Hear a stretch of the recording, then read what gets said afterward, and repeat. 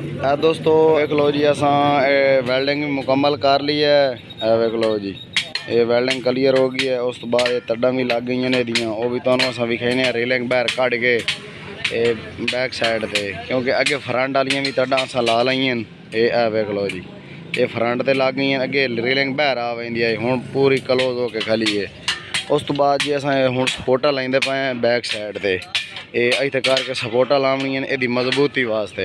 ये वेख लो जी a support है भाई। इतना गैप रख के छोड़ ये इत्थे रख के इनू ला दे, इत्थे करके इत्थे रख के ला दे, वैल्डिंग कर दे। उस तो बाद जी असा इस साइड ते तुहानू विखाने ये वेख लो जी हुण इत्थे कब्जा लावना इहदी डक वास्ते भाई ताकि पिछे ना आ वने। तो ये रेलिंग छेक के चेक करा, एक मिनट इन रख दे, रेलिंग छेक के चेक करा अपने वीवर नू, शाबाश जल्दी कर। ये वेख सकते हो जी दूई लैके आ, शाबाश जल्दी कर।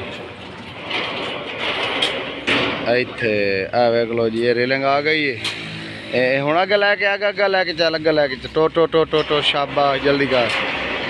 आराम नाल बैरिंग त्रोट वैसन आराम नाल। बिल्कुल ईजी रेलिंग है, बस बस चल वेल्डिंग कर, शाबाश मिंट ला।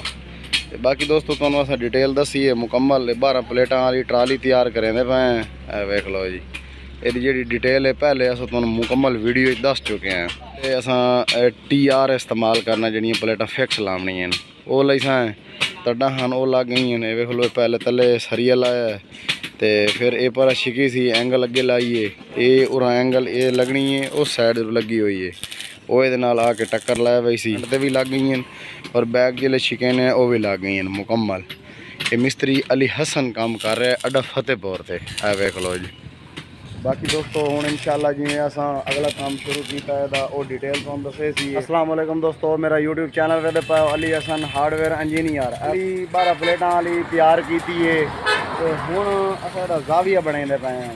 ये इत्थे रेलिंग खोलो सी वेख सकते हो पिछे, ये वेख लो इत्थे रेलिंग खोलो सी इहदा जाविया बनाइंदे पे हैं वो तुहानू विखाइंदे पे हैं। वेख लो जी ये पैर दे ए पैन ए वेख लो जी ये तले पैन ये सुराख काढ़ लैन।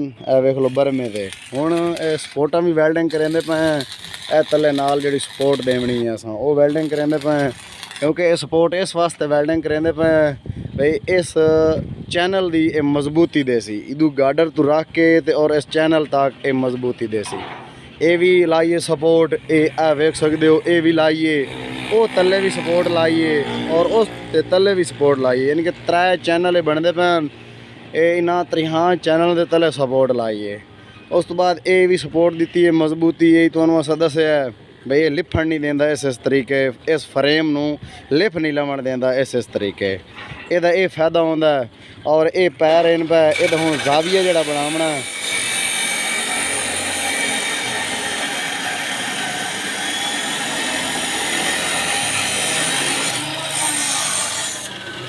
ਇਹਦਾ असा जो जाविया बनावना है वो तले पैर इन ਇਹਦਾ निशान ला दिता है। वो तुहानू असा दस्सिया भाई वो पहली साइड ते वो पीए पैर ਇਹਦਾ जाविया बन वही सी, फ्रंट वाला भी बनाया है और बैक वाला भी बनाया है। और उस तो बाद तुहानू असा ये बैक है ये फ्रंट भी खाने ट्राली का। ये वेख लो जी ये फ्रंट है भैया। इस साइड दी रू असा ये इत्थे ट्रैक्टर दी हुक सिस्टम बनावना है, यानी कि ट्रैक्टर का जिले कुंडा बन के पा दे सन ट्रैक्टर नाल उन्हें छिकनी है ट्राली, तो असा इत्थे अगे ट्रैक्टर का सिस्टम बनावना है। बंब उन्हें कोई नहीं लावने क्योंकि उन्होंने कोल बैल है कोई ना, इस वास्ते उन्हें पहले सानू दस्सिया भाई ट्रैक्टर का सिस्टम सानू बना के दिओ। अस ट्रैक्टर नाल इन छेक के अगे पीछे लाया वही सां ते बाद ओदे नट काबले लवा है वो खोल के तो फिर अस बंब कस लई सां जिले साढ़े कोल बैल आया। वेख लो 12 प्लेटां वाली ट्राली है, बड़े कम खर्चे दे तैयार होई खली है। सारा जितना समान आई साढ़े कस्टमर को मौजूद आई तो अस तैयार करेंदे पे हैं। वेख लो जी हम सपोर्टा वेल्डिंग होंदी पई तुहाडे सामने, ये साइड भी हो गई है वो साइड भी हो गई है पहली साइड भी हो गई है, पैर भी बन गए। जिहड़ा अस उत्ते प्लेटां फिक्स करनी है वह TR साढ़े कोल मौजूद है वो आया भी है सामने। वेख लो हैंड कटर दे नाल ये TR मौजूद भी है। ये इत्थे लावना एक लैंथ इत्थे आवनी एक लैंथ इत्थे आवनी, उहदे उत्ते प्लेटां आ पैणियां। ये वेख लो जी ਇਹ ਮਿਸਤਰੀ ਅਲੀ ਹਸਨ ਤਿਆਰ ਕਰ ਰਿਹਾ ਅੱਡਾ ਫਤਿਹਪੁਰ ਤਹਿਸੀਲ ਅਹਿਮਦਪੁਰ ਸਿਆਲ ਜ਼ਿਲ੍ਹਾ ਜੰਗ। ਇਹ ਵੇਖ ਸਕਦੇ ਹੋ ਜੀ ਮੁਕੰਮਲ ਜਨਾਬ ਇਹਦੀ ਤੁਹਾਨੂੰ ਅਸੀਂ ਡਿਟੇਲ ਦਸੀਏ। ਤੇ ਬਾਕੀ ਦੋਸਤੋ अगर जै भाई ये ट्राली तैयार करवानी है तो वो आर्डर दे के तैयार करवा सकता है। उन्होंने तैयार कर दी स मुकम्मल डिटेल तुहानू दसने और कम खर्चे दे विच तैयार कर दी स। जाविया बैक साइड ते बनाई सन पिछे वेख सकते हो ये भी एक पैर लाया है और इस साइड दे भी एक पैर लाया है यानी कि बैक साइड ते जाविया बन सी और ये जी रिलिंग पिछे खुलो सी ये ज़मीन ते ना अड़ वजे इस वास्ते इदू भी एक पैर ला दिता है इदू भी एक ला दिता है। तो अगे फ्रंट ते भी लाया है वो इस वजह तो लाया है कि अगे जेडे असी इत्थे बंब लावने साढ़े कस्टमर उन्हें बंब कसने उस वजह तो असां ये तले पैर लाया है। वेख सकते हो जी ये पैर ला दिता है ये पैर इस मजबूती वास्ते लाया है अगे जेडे बंब हैं वो तले ना अड़ सन। वेख लो जी। तो बाकी इंशाल्लाह ये जेड़ा काम इहदा रहिंदा भी है वो करेंदे पे फिर इहदा कलर करे सीए तो फिर इहदा वजन करवाना साढ़े कस्टमर सन वो लैके वही सन जिले प्लेटा कसे सीए उस टाइम ही तुहानू अस डिटेल दसे सीए मुकम्मल। जै भाई तैयार करवाना वो आर्डर दे के तैयार करवा सकता है। वीडियो अच्छी लगे तो लाइक कर देनी है तो वीडियो के नाल रहना। वो हुण तुहानू असां पैर दसेंदे पे भी जेडे इहदे फायदे हैं पे वो दसेंदे पे वीडियो गौर नाल वेखनी है। चल भाई पैर उत्ता चा शाह भाई जल्दी कर तले खला पैर हुण इनू उत्ता चाहिए पे उत्ता लैके ए वेख लो जी पैर फुल उत्ता आ गया है। हुण असां इहदी इत्थे पतरी बना के लावनी है अगर पतरी ना लावीए तो फिर ये साढ़े कस्टमर का नुकसान होना है क्योंकि इत्थे प्लेट आवनी है इस एंगल दे विच एक दो प्लेटा इत्थे आवनियां और दो प्लेटा उत्ते इस एंगल ते आवनियां। इस वास्ते असां इनू उत्ते सपोर्ट लैंदे पे ताकि इत्थे आके रुक वजे चल भाई ला हुण सपोर्ट ला मिनट ला अपने व्यूवर नू विखा इहदा ये फायदा होंदा है। ये वेख लो इत्थे पिन पा के फिर इहदे उत्तों असां ये सपोर्ट लैंदे पे सपोर्ट लई सा यानी कि बिल्कुल इत्थे आके अपनी जगह ते रुक गई सी। शाह भाई ला ला ला ला हिम्मत कर भाई। ए वेख लो जी ये लेंदे पे वेख लो पतरी वैल्डिंग करेंदे पे वैल्डिंग करके तो फिर उस तो बाद हुण असां तुहानू पैर चेक करेंदे पे तले वही सी पैर फिर इस जगह ते आके रुक वही सी इस तू तम सी ना प्लेटां त्रुट सन। ये असां ये वेख लो भाई अपने कस्टमर का फायदा करेंदे पे उन्होंने नुकसान नहीं से करेंदे पे। ये वेख लो इतने तले पैर रुक पई सी हुण उत्ता चा भाई उत्ता जा बस इस उत्ता तो नहीं आंदा ना बस बिल्कुल ओके हो गया। ये वेख लो जी पतरी लग गई है ये पैर इतने आके रुक गया है।